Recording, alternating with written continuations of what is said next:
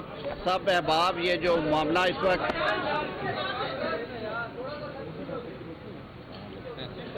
चले भाई शुरू करें। आज जो अदालत में जो प्रोसीडिंग्स हैं वो आप सबके सामने हैं और आप सब ने देखा कि किस तरह से ये पिछले जो कुछ दिनों से मामलात हैं अदालत के ऐवान में और अदरवाइज़ जो मुल्क में सियासी माहौल था उसके हवाले से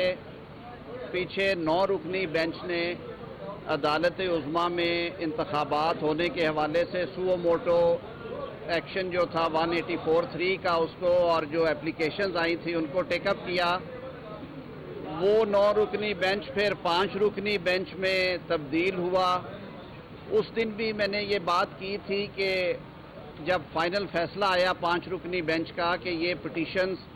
4 की अक्सरियत से और 3 की अक़लीती फैसले से डिसमिस हुई हैं।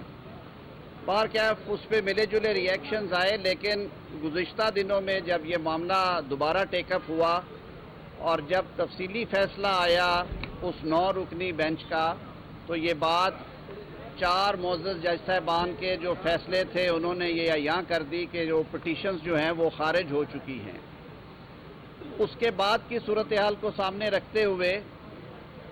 कल जो डेवलपमेंट हुई कि 5 रुकनी बेंच के रूबरू जब मामला आया तो एक मोअज़्ज़ज़ जज साहब ने अपने फैसले के हवाले से ये कहा कि 184(3) के इख्तियारात के इस्तेमाल के हवाले से जो सूरत हाल है और एक जुडिशल फैसला उसमें मौजूद है, जस्टिस काजी फायद ईसा साहब और जस्टिस अमीनुद्दीन साहब उसके ऑथर हैं और उसमें एक इख्तिलाफी राय जस्टिस शाहिद वहीद साहब ने दी, तो उसकी मौजूदगी में उन्होंने कहा कि बेहतर है जो फैसला में जो तजवीज़ रखी गई है, जो ऑर्डर ऑफ द कोर्ट है कि फुल कोर्ट मीटिंग की जाए और उसके बाद लाहे अमल तय किया जाए, तरीक़ाकार तय किया जाए कि 184(3) के मुकदमात किस तरह से सुने जाएंगे और बेंचेस की तश्कील कैसे होगी। उन्होंने अपने आप को बेंच से माजरत कर ली वहाँ से बैठने पे। आज सुबह जब 4 रुकनी बेंच बैठा तो उसमें अगेन वही सूरत हाल आई और जस्टिस जमाल खान मंदोखेल साहब ने ऐसे हालात में माजरत की। मुल्क भर के अवाम ये एक्सपेक्ट कर रहे थे कि अब शायद चीफ जस्टिस साहब जो कि अदारे के सरबराह हैं और जिन्हें बिलाशुबा इदारे को यकजा रखना है और घर के बड़े के तौर पे सबको साथ लेके चलना है, कि वो ऐसी सूरत हाल में पहले फुल कोर्ट मीटिंग करेंगे जिसका अंदिया उन्हें उनके सीनियर मोस्ट जज साहब ने एक जुडिशल फैसले के ज़रिए भी दिया। और मैं भी एक कानून के तालिब इल्म के तौर पे और इस इदारे में 30 साल गुजारने के बाद बेंच और बार पार्ट एंड पार्सल हैं। बिल्कुल ये मेरा भी ये ख्याल और मेरी ये राय थी कि ये मामला एक दफ़ा फुल कोर्ट मीटिंग में जाए, चीफ जस्टिस साहब अपना घर जो है उसको इकट्ठा करें और उसके बाद ये दोबारा हेयरिंग रिज्यूम हो। बाहर कैफ 3 रुकनी बेंच ने जब हेयरिंग रिज्यूम की तो यही मशवरा जो है वो पाकिस्तान भर के वकला की जो आला तरीन क़ियादत है, vice chairman Pakistan bar council, chairman executive Pakistan bar council और इस्लामाबाद में जो मौजूद हाई कोर्ट बार के सदर और बार काउंसिल के वाइस चेयरमैन थे, उन्होंने भी इस्तदा की और इसी तरह की इस्तदा अटॉर्नी जनरल साहब ने की। चीफ जस्टिस साहब ने अपनी सवाबदीद में ये मुनासिब समझा कि वो फ़िलहाल 3 रुकनी बेंच के साथ ही प्रोसीड करना चाहते हैं। मेरे ख्याल में हमें कई दफ़ा हकीकत से या जो चीज़ें नज़र रही हों उनसे आंखें नहीं चुराना चाहिए। ये एक बहुत बड़ा आइनी मसला आ खड़ा हुआ है, बल्कि ये एक बहरान की शक्ल इख्तियार किए जा रहा है। तो हम ये समझते हैं कि ऐसी सूरत हाल में जबकि पार्लियामान ने कानून साजी भी कर दी है और वो बिल जो है अब वो सदर मुमलिकत के सामने असेंट के लिए गया हुआ है, मुल्क में जो इस वक्त सियासी दर्जा हरारत है उसका भी जिक्र हुआ। इन सब बातों को सामने रखते हुए हम ये एक्सपेक्ट कर रहे हैं अभी भी, मैं समझता हूँ, और आज चीफ जस्टिस साहब ने ये अंदिया भी दिया है कि वो अपने दीगर साथियों से, यानी कि जो सुप्रीम कोर्ट ऑफ पाकिस्तान के तमाम जज साहबान हैं, उन्हें कॉन्फिडेंस में ले के ये जो मामलात पिछले 4-5 रोज़ से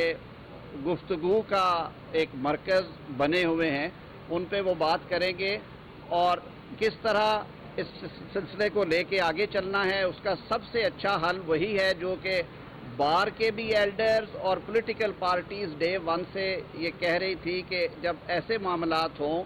جن میں پولیٹیکل پولرائزیشن نظر آ رہی ہو، جن میں ایک ڈیوائیڈ باہر نظر آ رہی ہو، تو کورٹ کو کم از کم اسے یونیسن میں اکٹھے بیٹھ کے ڈیسائیڈ کرنا چاہیے۔ یہ اصل حل ہے مسائل کا۔ دیکھیے پاکستان جس معاشی بحران سے گزر رہا ہے، جو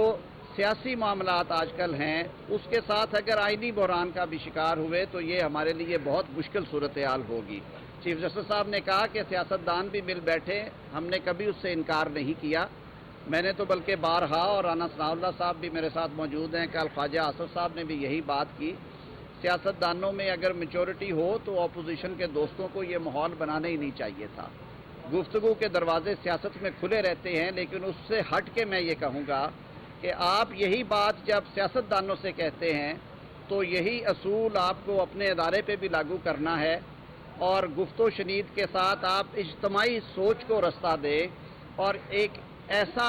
فیصلہ صادر ہوگا جب ساروں کی اجتماعی سوچ اس میں ہوگی جو کہ اس ملک کے سیاسی تقدیر کے لیے، اس ملک کے سیاسی مستقبل کے لیے بہت مفید ہوگا۔ وزیر اعظم صاحب اور دیگر جو سیاسی جماعتوں کے قائدین ہیں، انہوں نے کل ایک پولیٹیکل میٹنگ اس حوالے سے بھی رکھی ہے تاکہ یہ فیصلہ ہو سکے کہ ان موجودہ حالات میں اس کیس کی سماعت 3 رکنی بینچ اگر کرے گا تو کیا اس سے پولیٹیکل سٹیبلٹی کے حوالے سے وہ جو فیصلے ہیں ان کو پولیٹیکلی یا ان کا جو اصل معنوں میں جو اطلاق ہے وہ کویسچن نہ ہو جائے، کیونکہ جب عدالت کے اندر سے ایوانوں سے آوازیں اٹھی تو ان باتوں کو سننا بھی ضروری ہے، اپنے گھر کو درست کرنا بھی ضروری ہے۔ تو ان معروضات کے ساتھ کل انشاءاللہ العزیز جو کولیشن گورنمنٹ کے پولیٹیکل لیڈرشپ ہے وہ بیٹھے گی اور وہ آئندہ کا لائحہ عمل طے کریں گے انشاءاللہ العزیز۔ ہم پھر ایک بار اس بات کا ریزولو دیتے ہیں کہ اس ملک کو آگے بڑھانے کے لیے جن حالات سے یہ ملک اور پاکستان کے 22 کروڑ عوام دوچار ہیں، تمام اداروں کا یہ فرض ہے کہ وہ ایک جو اجتماعی جو کلیکٹیو وزڈم ہے، اجتماعی سوچ کے ساتھ ان مسائل کو حل کرنے کے لیے بیٹھے۔